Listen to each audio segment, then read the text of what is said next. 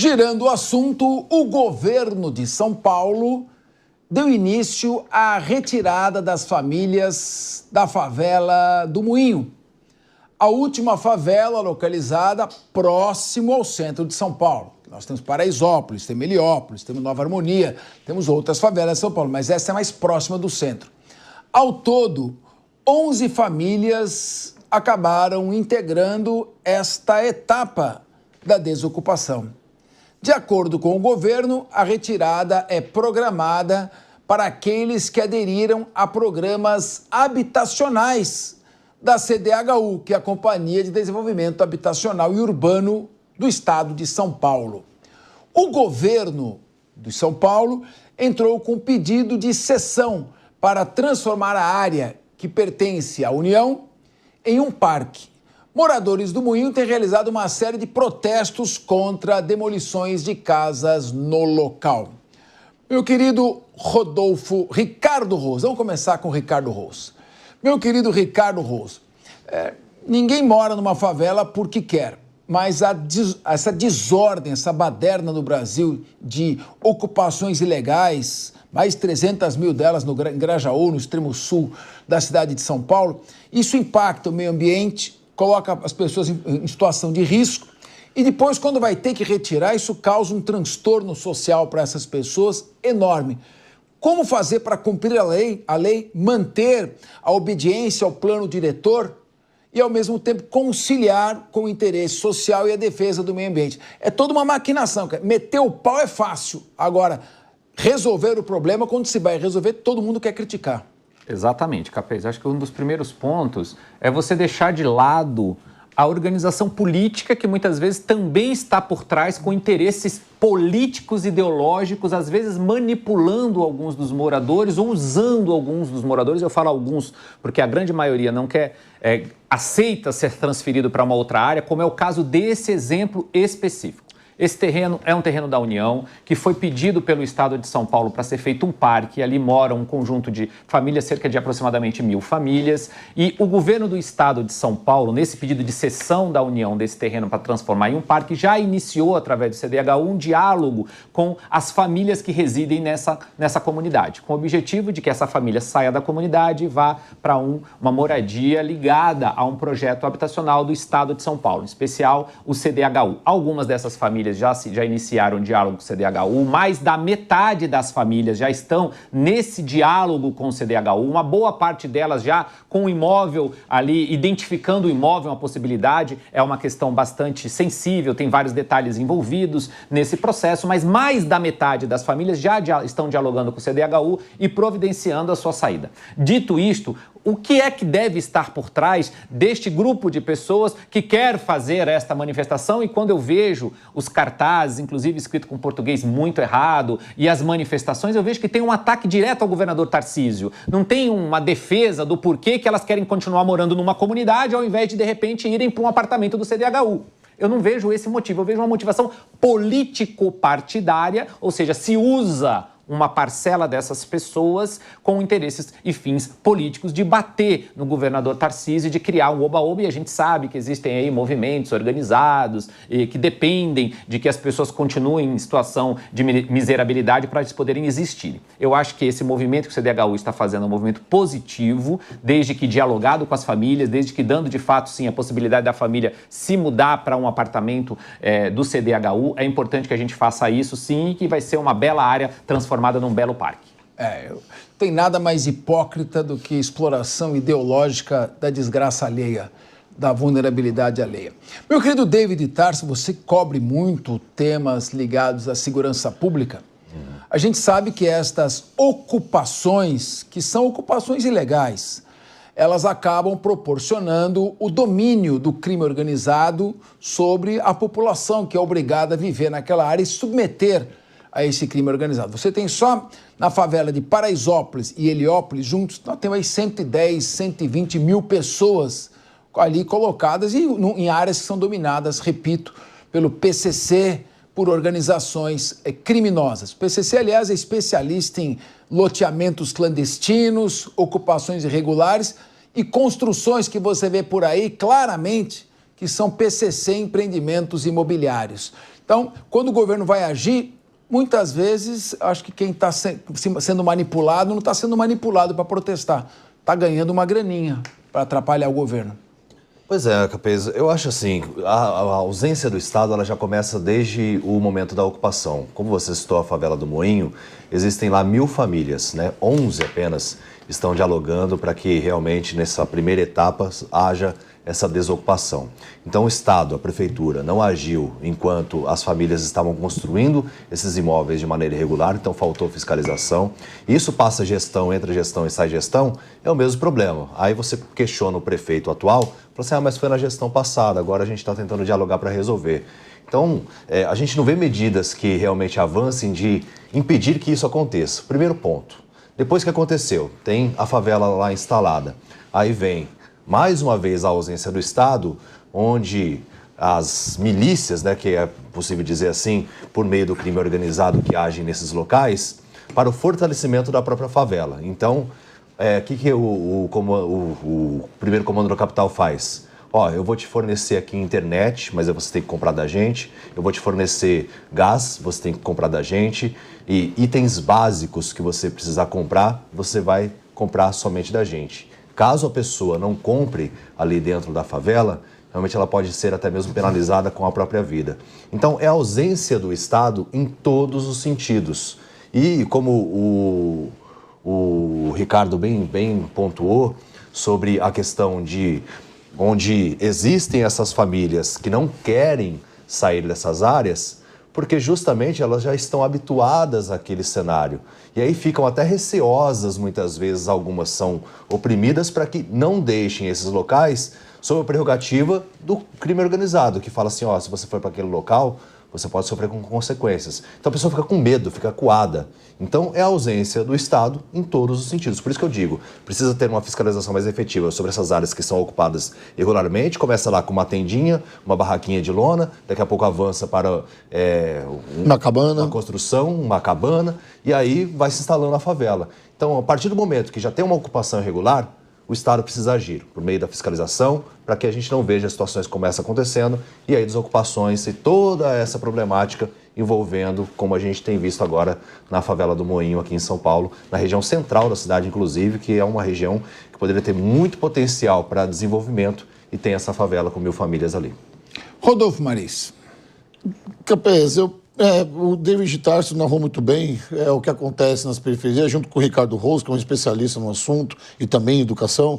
Eu gosto de ouvi-los falando sobre essa pauta, porque eu me identifico com o que eles falam, porque eu vivo esse tipo de realidade, porque hoje eu faço trabalhos sociais e eu vejo que existe uma outra... eu quero apresentar um outro pensamento, ok? Pessoas que estão ali, dificilmente eles não pagam água, não pagam luz, e eles pagam a internet para o crime, para o PCC. Gás de cozinha é comprado também pelo PCC. O mercado que eles fazem é a tendinha que está ali dentro, que paga um pedágio para o PCC. Ou seja, eles não podem nem fazer compra fora daquela comunidade. Eles são habituados. O David Tarso usou uma palavra aqui que eles, bem feliz, que é habituados. Eles estão habituados a viver naquelas condições. Qualquer outra promessa de vida fora dali, para eles é como se fosse aquele mito da caverna. Há uma luz, mas todo mundo está com medo de ir para aquela luz. Por quê? Porque se eles forem para um CDHU, por exemplo, eles vão se deparar com uma outra realidade. E o crime organizado, nesse caso, ele é geográfico. Quem está no centro, atua no centro. Quem está na Zona Leste, atua na Zona Leste. Quem está na Zona Oeste e assim sucessivamente. Para onde eles vão? Eles vão sair do centro? O crime organizado vai continuar atuando? Eles vão continuar vendendo as drogas que eles vendem ali naquela comunidade para onde aquela comunidade for? Óbvio que não. Então, há uma briga territorial. Há uma coerção em cima dessas pessoas. Olha, vamos se manifestar, vocês não podem sair daqui, porque se sair daqui, o bicho pega e o couro come. Essa é a realidade das pessoas que vivem nesse tipo de comunidade. Então, é muito difícil, é uma pauta muito difícil. E o Estado tem o dever de abrigar essas pessoas, de dar o devido respaldo sobre essa pauta para essas pessoas. Já que a gente tem um salário mínimo, que é uma vergonha, já que o prefeito Ricardo Nunes, em algumas das suas entrevistas, falou que isso é da gestão passada, e já que o governador começa a olhar com esse prisma para essas pessoas, nós precisamos de verdade de uma solução. E a solução é mais educação e combater o crime organizado. Meu querido Victor Miciato, moram aqui no Brasil, em favelas, 16 milhões e 400 mil pessoas. Se você fizer aí um corte de 500 mil reais para cada uma dessas pessoas, se a gente gastasse menos, tivesse mais responsabilidade, as pessoas não precisariam estar morando ali ao alcance das organizações criminosas. Como você vê a questão aqui do governo tendo que fazer o cumprimento de uma decisão judicial, desocupar essas famílias após ter negociado com elas, mas ao mesmo tempo não ter aonde alocar tantas outras que moram aqui no estado de São Paulo e em outros estados, governos estaduais que não conseguem desalojar também essas pessoas para colocá-las em moradias dignas. Por que nós somos tão desorganizados e tão incompetentes? Porque, como nós estávamos discutindo no último tema sobre a Minha Casa Minha Vida, uma vez eu dei aula num curso de arquitetura em 2017 e nós estudamos muito como funcionava o planejamento urbanístico no Brasil desde a época do regime militar. O Minha Casa Minha Vida não muda muito do que era colocado lá atrás. Então nós temos um planejamento urbano ainda muito defasado na relação da pessoa que vive na cidade com as demandas atuais e com esses projetos cada vez mais ultrapassados. Diante disso, eu vejo que São Paulo, através do governador Tarcísio, vem tentando trazer esse debate para o centro da cidade. E com isso, de fato, mudando algumas comunidades, a questão dos parques, que é o interesse de se colocar nessa comunidade, é algo interessante que vem dando certo. Essas concessionárias de parques aqui em São Paulo, é uma São Paulo que precisa também olhar não só para a habitação enquanto moradia, mas a habitação enquanto desenvolvimento sustentável, habitação enquanto facilidade no transporte. E aí eu vejo que sim, que essa é a demanda atual que está tentando se cumprir, apesar de todas as dificuldades que vocês elencaram aqui. Pois é, mas a verdade é que entra ano, sai ano, nós continuamos gastando dinheiro e eu costumo às vezes polemizar, Ricardo Rosso, com economistas que vêm aqui à mesa, de que é bom se endividar porque num estado cresce sem ter endividamento. Agora, quando você se endivida, por exemplo, pegando recurso no Banco Mundial para incentivar a construção civil, você está, na verdade, estimulando a economia a crescer por meio de investimento. Agora, quando você se endivida para dar crédito barato para as pessoas, torrarem em bens de consumo ou desperdiçar dinheiro, muitas vezes com custeio no lugar de investimento, você vai gerando só mais dívida e acentuando a miséria a médio e longo prazo. Será que não há uma visão possível que seja mais pragmática para pegar dinheiro e aplicar em infraestrutura, investimento, trazer dinheiro externo para cá? Por que é tão difícil? Capês, é tão difícil porque nós temos agentes públicos, em especial, que a gente gosta de chamar de os nossos políticos, muito incompetentes, muito mal preparados, sem condição nenhuma de tocar um projeto de nação no Brasil. É isso, é simples. Porque diversas linhas de teorias econômicas, em especial que você falou, e a gente debate aqui na linha de frente, ou até fora aqui da linha de frente, com alguns economistas e até amigos que são mais dessa linha de, o governo tem que crescer pegando recurso, fazendo empréstimo, mesmo se endividando. E não há necessariamente essa tese, ela não é 100% errada. O X da questão é se endividar para quê? Qual o objetivo?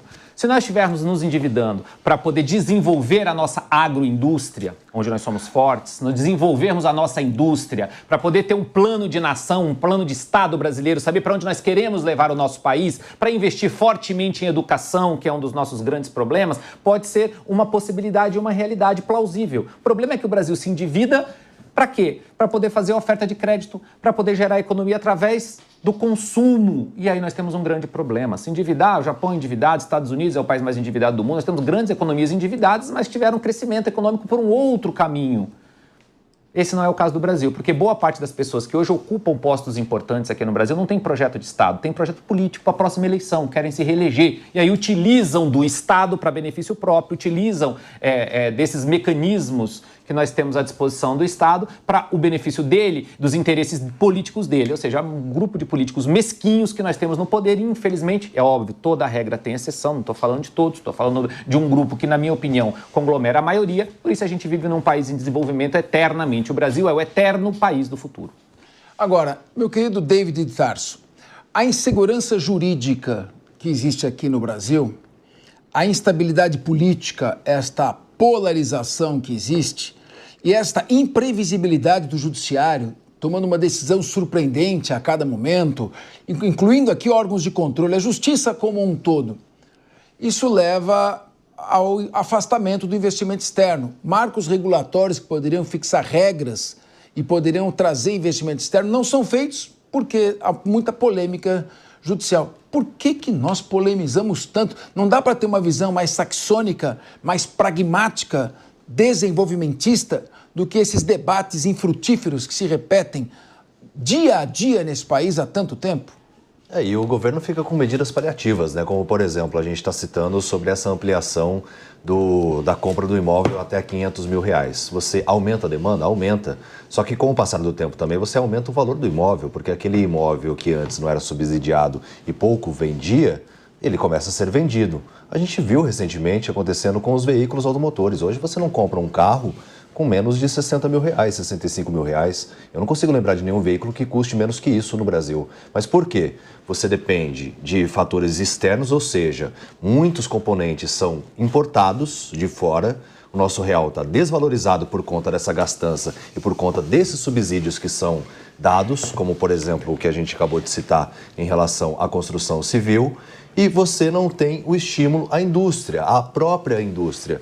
Então, de que jeito que a gente vai estimular a economia, sendo que a gente não tem o pilar principal, que é de gerar a própria riqueza e dessa forma, aí depois a gente aumenta a demanda. Não, a gente aumenta a demanda, mas é buscando muitas vezes no mercado externo. Então, não tem como funcionar, não precisa ser gênio, mais uma vez eu repetindo essa frase, da economia para você ver quais medidas precisam ser feitas, mas não são. Meu amigo, precisa realmente ter fé.